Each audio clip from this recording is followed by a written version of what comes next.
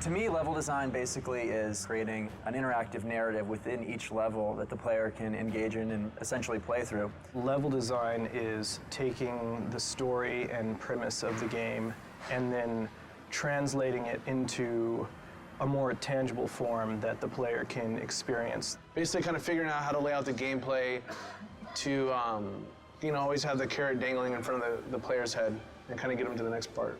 What do you think? I think that sounded amazing. The script is pretty well written out, so you get a really good written description of what's going on, like what Kratos is doing, what's happening in the story. You just kind of go from there. I get a lot of flack because I say that we put the fun in the game, and I think that's really what we do in a nutshell. One of the greatest things about game design is that you're able to take an idea that's in your head and make someone go and experience that. We have so many tools in this universe and so many tools as far as what the game is built off of that we can pretty much do what we want. We're limited by our imagination, and I think that's one of the most fantastic things about working on this project. As a designer here at Sony, you can't just be good at one thing. It's really in our hands to do it all and do it well. We often try to integrate the puzzles into the exploration of the level and with the combat. You're going to have a lot of games where all of a sudden you're in your fight mode, and once that's done, then you're in your puzzle mode, and it almost feels like you're playing two different games.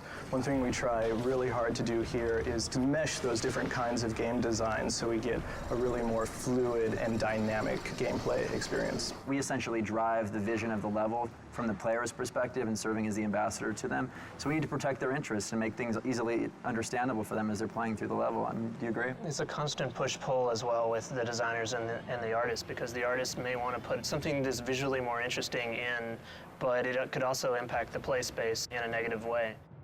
I can't emphasize enough how important playtesting is to our process. If we didn't have it, the game would not be what it is. Because when the player takes the product home, we don't want them to be frustrated. You learn so much just watching people play it. That's one of the most valuable things you could ever do, is just sit down, give the person the controller, and just watch them play, see what they do. I think one of the strongest things that this team has actually is having, the game director come in and play it, have members from all the disciplines sitting down, and because everybody, chips in, hey, how are we going to animate this? Animators are sitting in. How are we going to build this? World builders are sitting in. Is this even possible? Coders are sitting in. That process makes everything just improve immensely. And I truly, truly mean that. I think a lot of people will say that, but here, it's extremely, extremely, extremely noticeable.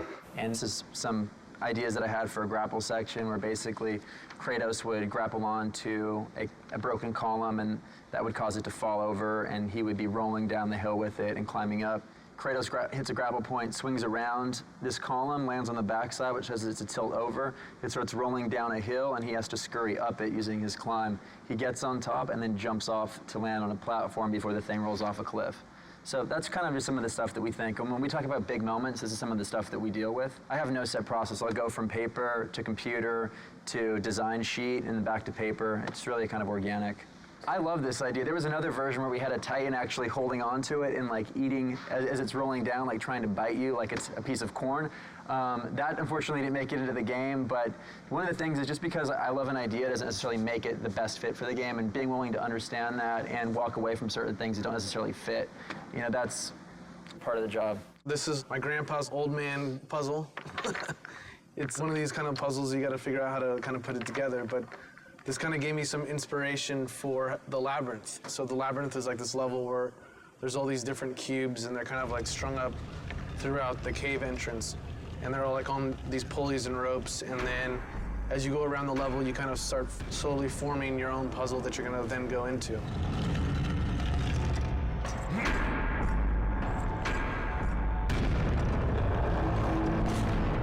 We came up with this idea for Gaia coming up to this rotunda where, Zeus and Kratos are kind of having their last epic fight. And the player's thinking, it's, mano a mano, they're just gonna be battling, and then Gaia kind of comes into the picture and then ends up actually like physically ripping the whole building up and then like looking at it, and then you guys start fighting inside of it. She comes up and then like rips it off, and then she, comes up and crushes it and takes it apart. At the end, you guys are like fighting inside of her and you end up killing her, and then she kind of blows up and crumbles all over Mount Olympus. For me, it's always like so amazing to be able to imagine this whole kind of crazy scenario, this whole world in your head, and then you're actually able to make it.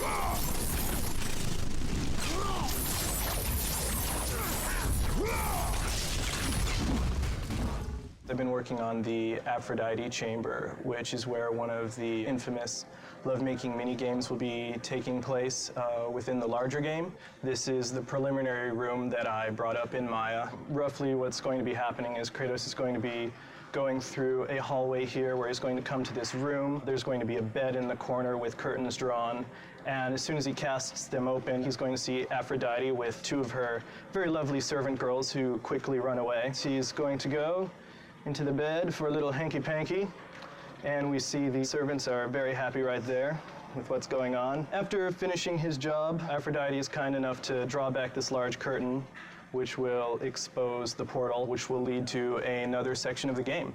So that's generally an idea of how we mock up an event relatively quickly so that we can assess how the gameplay will be, and then we can forward that off to art so that they can make it pretty. And this is some of the things that concept art has done. This is the bed right here that you saw. It looks a little more fancy than the blocks that I've been using. Once that's done, I will implement them into the game and everything will mesh together perfectly.